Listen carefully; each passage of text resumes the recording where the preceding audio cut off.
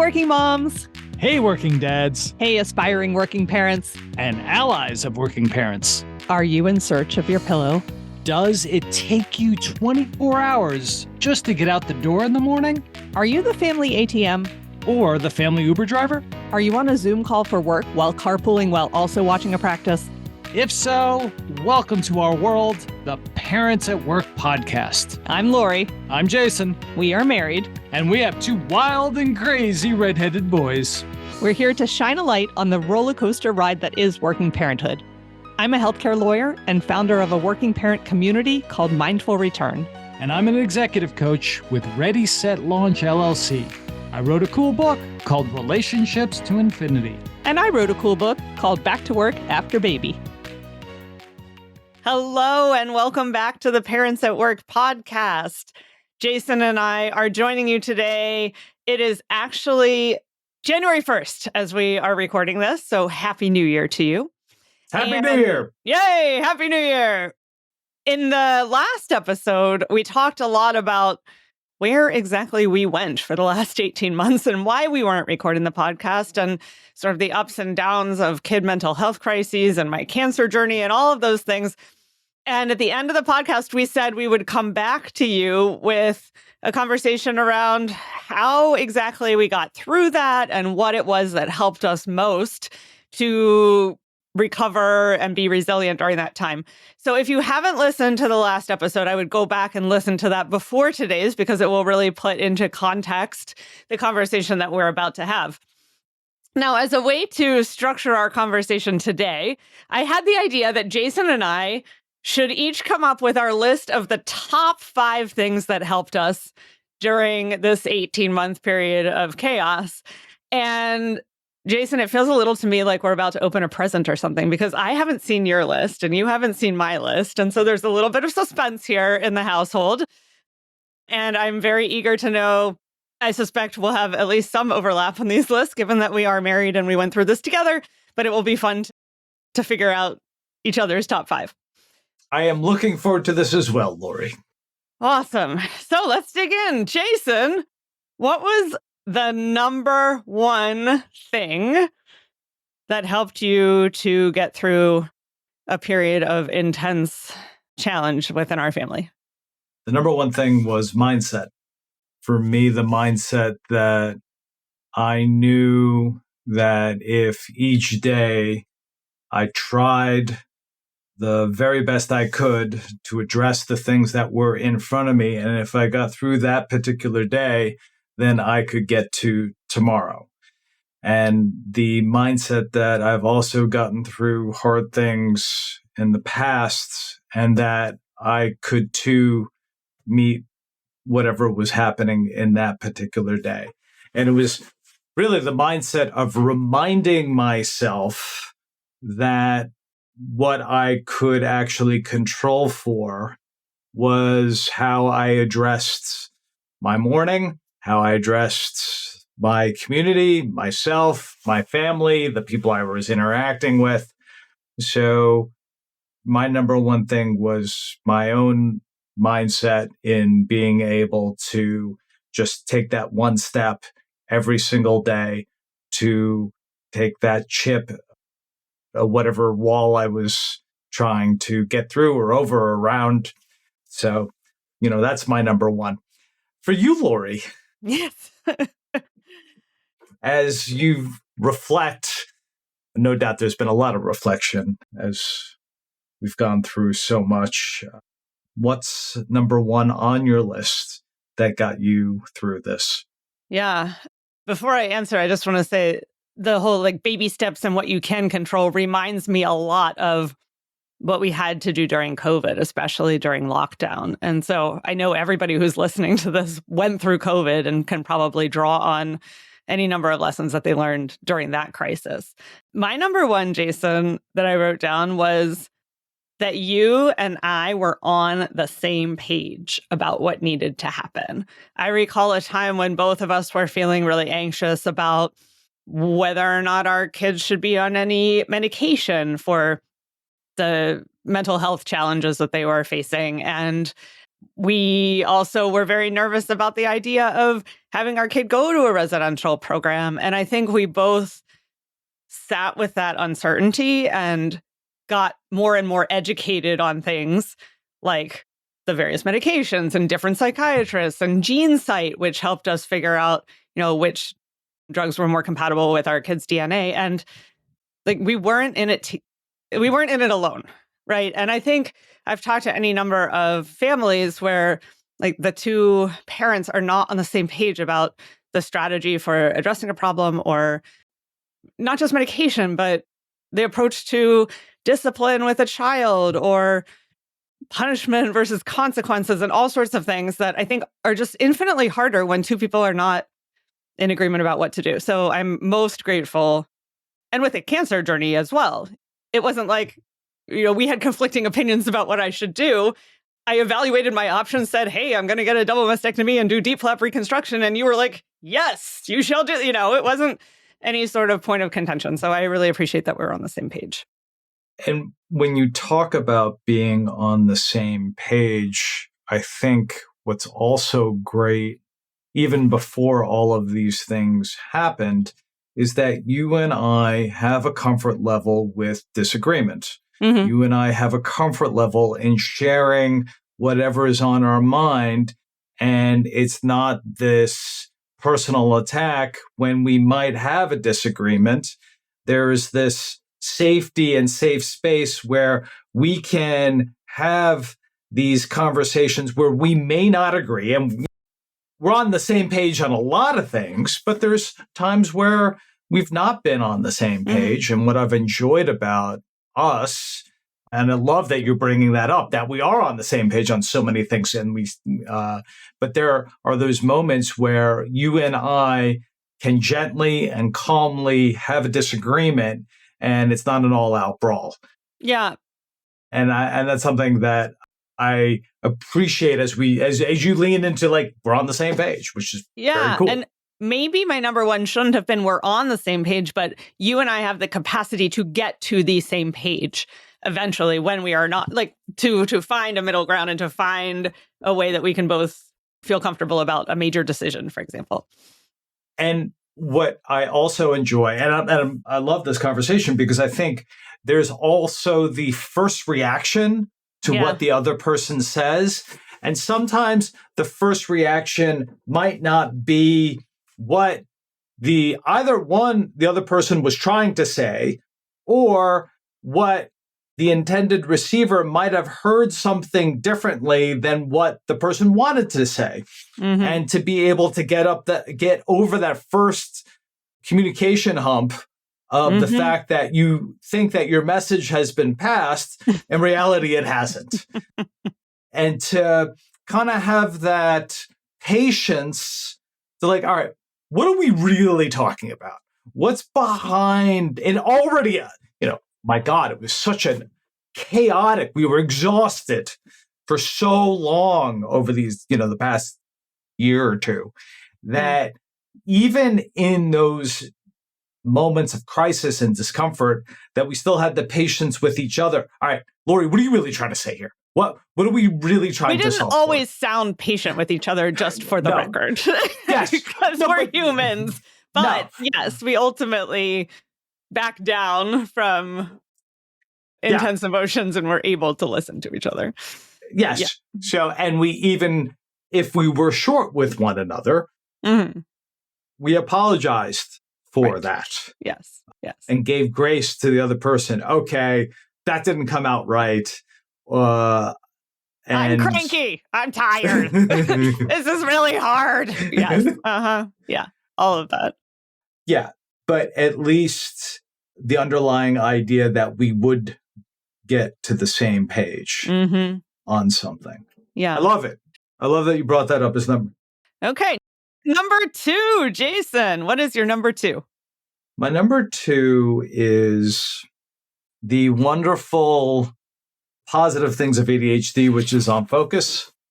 Overfocus. Yes. Overfocus got you through this. Yes. Overfocus got me through this because I think that whether it was in work or trying to resolve the myriad of people that were not understanding what needed to happen, winnowing down to here is a set of things I need to concentrate on, and being comfortable with the fact that that's what I needed to focus on. And they might not have said yes today, but my overfocus said they might say yes tomorrow. And they might say yes the next day. And I love focusing on the fact that someone might say yes in a future moment in time. It may not be today. And I think that is one of the things I love to focus on, is hoping that the other person or organization would get to some level of agreement after. Like, say, for example, an insurance company. I don't know. I love your mantra that you often say around. Okay, so I love it and hate it because it sometimes drives me bonkers. But that no just means not today. No just means not yet. No is as an unabashed feminist. No means no in all things personal. Yes. When a woman says no, Thank absolutely. you for clarifying that. Yes. No, yes. No means no with consent and all those things. But when it comes to business, when it comes to work-related things, no is a moment in time. No means convince me. No means I don't understand. And so no, and having a healthy focus on my relationship with no got me through each day where someone might have a different perspective after I come back the 7th time, the 18th time, the 23rd time. And so my second one is focus, my dear Lori. Yes. How about you? What's your number 2? My number 2 is a willingness to ask for help and to raise our hand and say, whoever can help with all the things, we need all the help we can get. And so we had people who came and took us out on walks, and took me in particular out on a lot of walks, because that was something that was critical to my mental health, to being able to see my friends. We did not cook our own food for like months on end, in part because various communities that we're a part of stepped up. Our synagogue, my book club, my Jewish moms group, I mean, all sorts of communities, our friends in the neighborhood said, how can I help? We let people come and help clean our house and fold laundry while I was down for the count after my cancer surgery. And I just have to tell a quick anecdote, which is we have neighbors who came over to help out with laundry and house cleanup and that sort of thing. And it was only because they came over and we had good catch-up conversations with them that one of our sons is in the school he's in, because that interaction led us to knowing about a school that we didn't even know existed. And so I think that ability to say, I can't do this alone. I really do need a lot of support, and not feeling bad about that really allowed us to get through a really long period of time. And let me ask you something. Were you always comfortable in asking for help? Well, I know, Jason Levin, I was not always comfortable in asking for help. I'm thinking about the early days Tell me more. Thinking more about the early days of parenthood, for example, where I just had this idea that, like, I can do this. I got it myself. I don't need any help. I don't need extra hands on deck. Like, it's all good. I'm self-sufficient. And there are ways in which that self-sufficiency and drive have served me, for sure.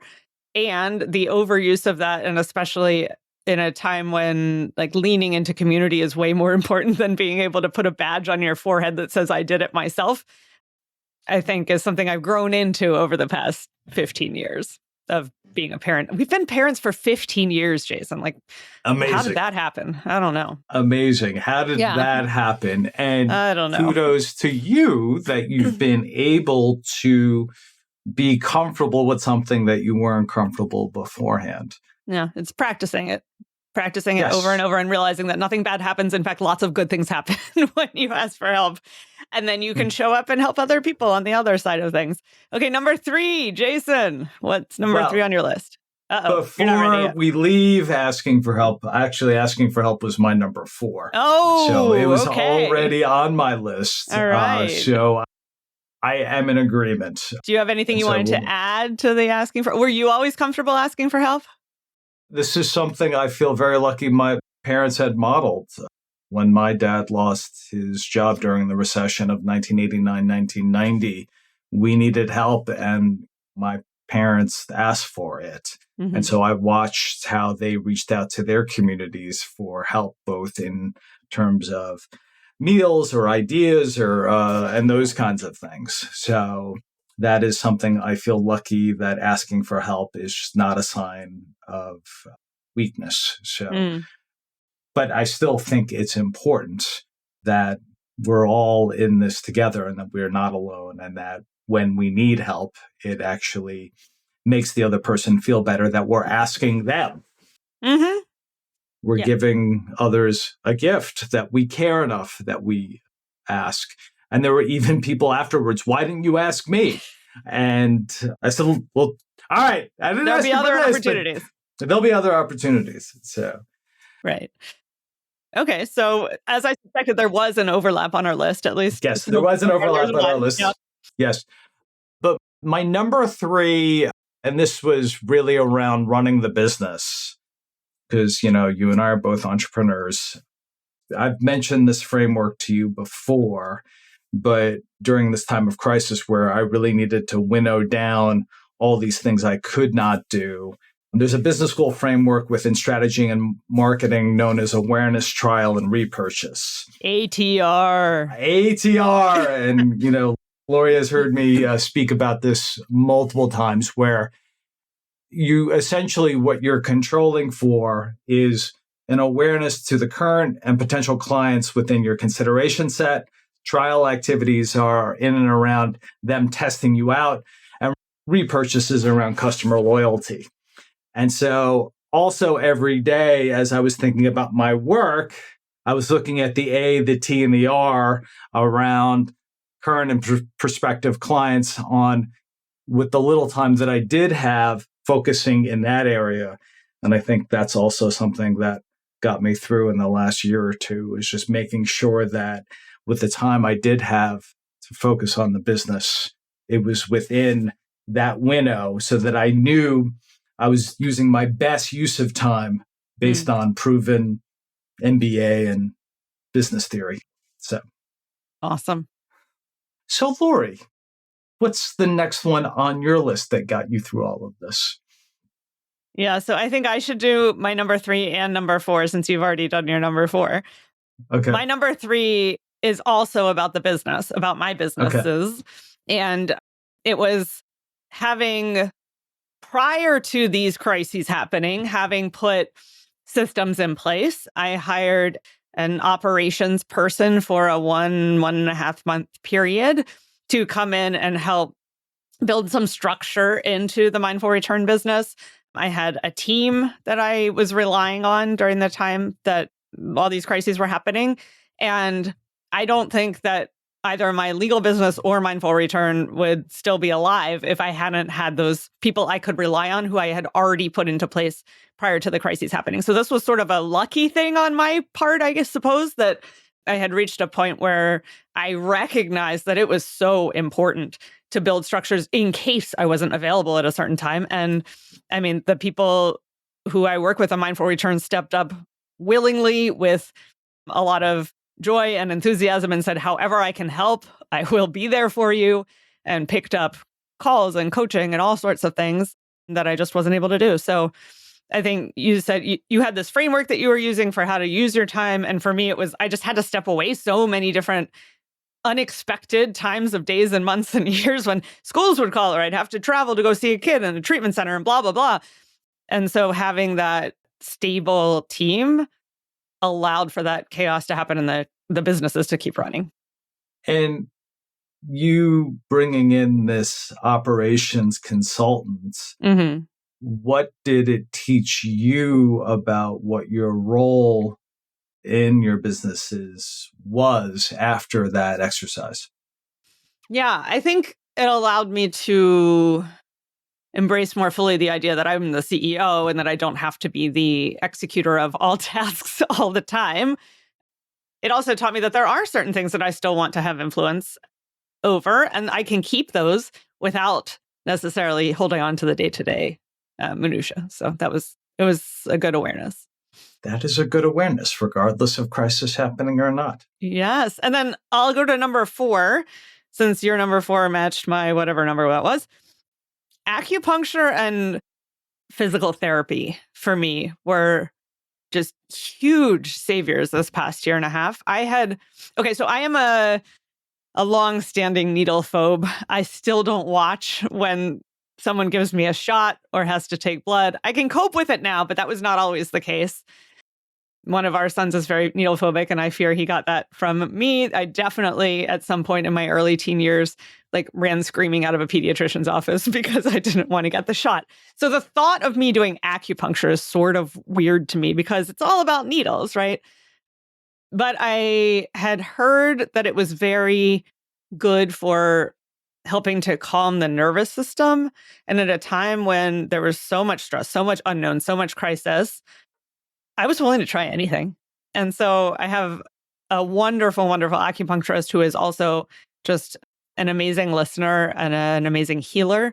And she's really helped not only with scar recovery after my surgery and just general relaxation, but I remember sometime in the past year and a half, I did this bucket list thing of getting in a go-kart with you. You're in a go-kart, Sawyer's in a go-kart, one of our kids is in a go-kart, I was in a go-kart, and some teenage boy ran into me and I got some massive neck whiplash, and the acupuncturist was able to help my neck. It was just sort of amazing.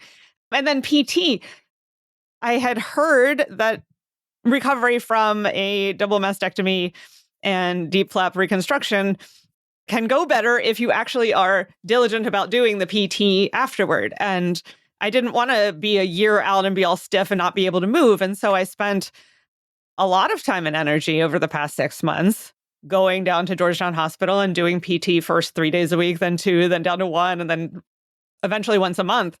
And now I can do yoga, and now I can be back with my trainer every week. And it's just something I'm really glad that I committed to because I feel so much better on the other side. It sounds like you're really committed to a whole host of self-care. Is that something that you were always committed to, or is that a journey in coming into your own self-care? What has been your relationship with self-care when you think about it? Yeah, I think self-care is a complicated and somewhat overmarketed and fraught word sometimes these days. Self-care for me has meant all different things over the years. It might mean taking time to sit down and write a poem, or it might mean going for a walk, or it might mean saying no to something, setting a boundary, asking for help. So I'd say my intentionality with how I am taking care of myself and my body has shifted over the years, particularly as we get older. And it's oh, right, these bodies need a lot more care than they did when we were in our 20s. I think I've always cared about self-care, but I either didn't have a name for it or didn't put as much priority on it. How about you, Jason? What do you think about self-care? Well, I mean, it's funny that you're talking about your number 5 in recognizing. Oh, that was number 4. Go on. Oh, it was number 4. Yeah. Right. Right, that was number 4. I mean, this leans into my number 5. Okay, Jason, let's have it. What's your number 5? No, but it's recognizing what you need. And I think my needs, which were part emotional, part physical. Mm-hmm. And so my number 5, and hearing you talk about getting PT and getting acupuncture and asking for those things, because when you need it, for me, what I needed was really leaning into the myriad of therapists that we had created. So making sure I was getting time with my therapist, getting time with our parent coach, making sure that we were, Lori and I are big DBT, dialectical behavioral therapy people in Which we working were not with. 18 months ago. We were not. We were not. We were skeptics 18 months ago. We were skeptics. When I first heard of DBT, I'm like, you are out of your mind. This is the solution. And I've been proven wrong. And that's okay. So I think on the emotional side, just recognizing that there's a lot, when you say get help, there are therapists for yourself and there are therapists for your kids. And there are parent coaches that can help you when you have really difficult times. And being able to block time for that because of these challenging moments was essential. And then on the other side, at the beginning of the year, I switched gyms so that I could get my dad workout time with my friends Dave and Maurice. And I would see them on Wednesdays and Fridays. And I'm happy to say that my app from the gym that I'm at is like I had 100 workouts at the gym, which was awesome. And then on top of that, our trainer, Sean, who we see remotely. Also, just having that consistency on the physical, on being able to move my body and go swimming, lift weights, do calisthenics, feel things, was a wonderful way to reset. And so when I think of my number 5, it's resetting emotionally with help and then resetting physically with both my friends and my trainer and being able to be out there and say, oh, I still have this body. It doesn't work like it did 25 years ago, but it still works. So that's Beautiful. my number 5. Yep. Gotta take care of our bodies. Gotta take care. So how about you? You're number 5, Lori.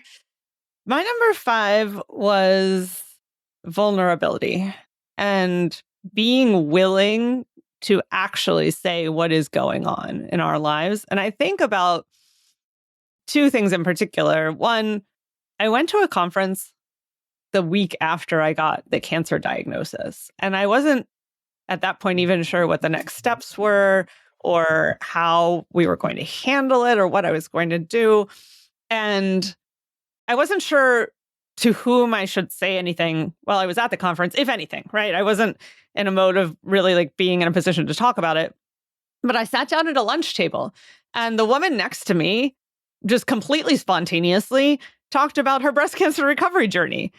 And I decided in that moment to be vulnerable and to say to her, hey, I just got a diagnosis.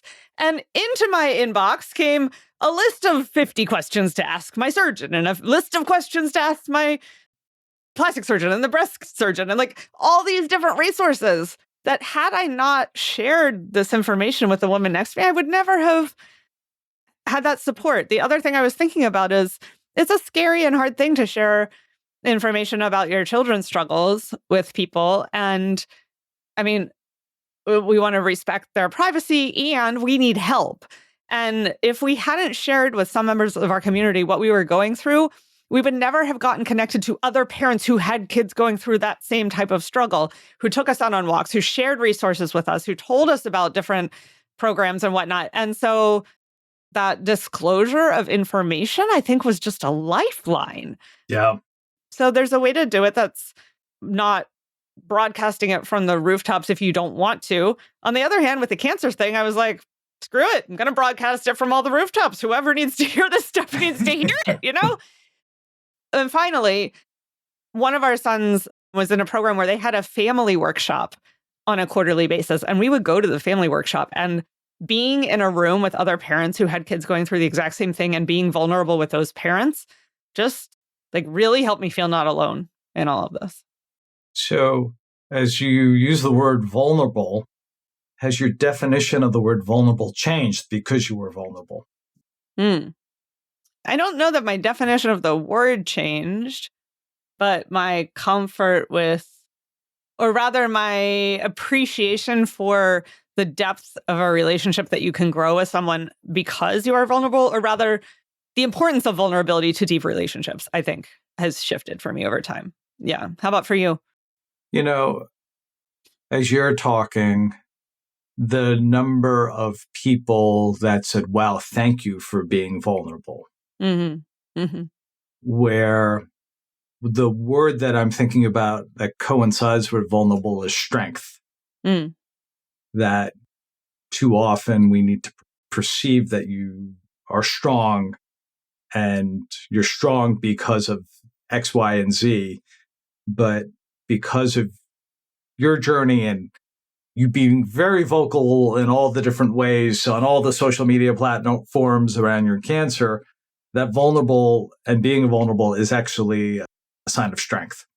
So, I so appreciate that. it Yeah. was watching you that, from the moment you got the diagnosis to now, so many people have said to you or to me how much they've appreciated that.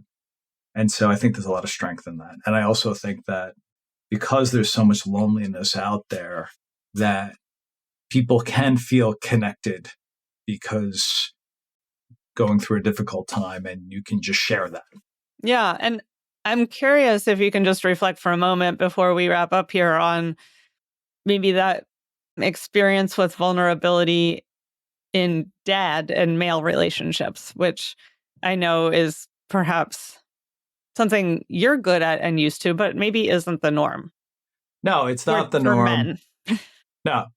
And of course, we've talked about this. I've always been interested in the topic of male loneliness, which there's a lot of studies over the age of 45 that men over the age of 45 struggle to either maintain or build new friendships, Mm-hmm, where mm-hmm. women don't have that problem. And Lori, I love your book club and your Jewish women's group. And I'm like, awesome, out of the house. Go have fun with your communities. Go, go, go, go, go. And I think for me, I think a lot about that, but I just see it in different ways where what do I do with my dad pack? And oftentimes it's just initiating, can we just do something? Mm-hmm. Mm-hmm. And so a lot of the studies show that women can just talk, but men need to do something. Mm-hmm. And then talk while doing it? And talk while doing it, Mm-hmm. right? Mm-hmm. So going to the game is, you're at the game, but you're also talking while you're at the game. Right. And so one of my, dad friends walks his dog. So I would get up early and walk with him while he walked his dog. Mm-hmm. And so identifying those opportunities and then acting on them. Let's get together. Yeah. And moving beyond the let's get together to what are you doing Sunday? What are you doing at this time? And recognizing that was important. But then you've gone beyond the, okay, I've identified Sunday, I'm going to show up and I'm going to walk the dog, to, I think, not as publicly as like being all out on social media, but you've really, I think, been a leader in being willing to initiate the, no, I'm actually not okay part of the conversation, and saying, actually, life kind of sucks right now. And we could talk about nothing for 45 minutes or an hour, but I don't really want to talk about nothing. And what's been fun, what has been surprising is that whether it's my dad friends or my guy friends that don't have kids, they've been sharing with me either issues they've been having as being a dad or as just issues that they're having in their family. And they've been appreciative of me reaching out and just saying, things are not okay. Yeah. Yeah. And them also sharing that, things aren't okay with me either. I think that's a beautiful sort of way to bring closure to this episode, is around just like how we got through it is saying we're not okay is an ultimate like underlying theme. Yeah. Yeah. And it's okay to have these moments where like the whole world is crashing and you don't have to put on a smiley face and grin and bear it and like to say there's just a lot of things that aren't working right now. Mm-hmm. And you will be pleasantly surprised that people will show up for help, and they'll also share, you know what? Things aren't all right that okay with me either now. Yeah. Awesome. And I feel blessed with the love of my life, Lori Mihalich-Levin, that we can share this together, have gone through this together, with the hope that 2026 will be more than or better than or just okay. I would acceptable in any of them. Exactly. Awesome. And we'll continue to be here for each other, and we will continue to be here for you, oh listeners of the Parents at Work podcast, as this year evolves. Our hope and dream is to continue to show up with more episodes this year. Amen. Before we went on this big hiatus, we did an episode with a couple of moms who were general counsel of their organizations. Is that right, Jason? We did the moms? That is correct. Yes. And then we interviewed Mayor Bowser, which was really cool, just as a special episode. Now we're going to come back, and our next episode will be with dads who are general counsel. So stay tuned for that. We're excited to pick up the torch where we left it 18 months or almost 2 years ago. And just a reminder that there's never too late to pick things back up again that you've dropped off halfway through. So, amen. Looking forward to being back with you again in a couple of weeks. Take care, and you've got this, working parents. See you soon.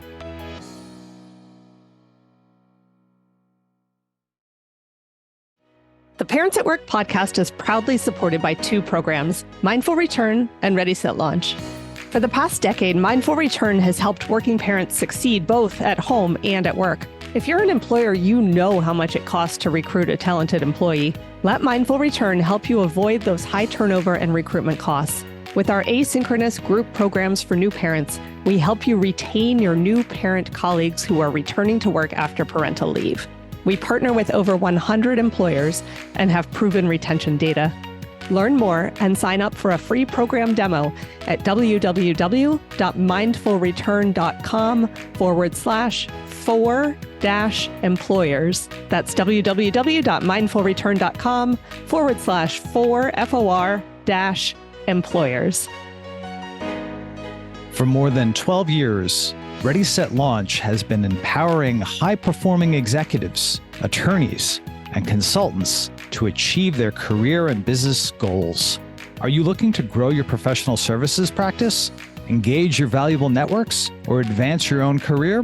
Turn to Ready, Set, Launch for our interactive keynotes, engaging trainings in both group and one-on-one coaching. We partner with Fortune 500 companies, AmLaw 100 law firms, global executive search firms, and professional and trade associations, among others. Learn more at www.readysetlaunch.net. That's www.readysetlaunch.net.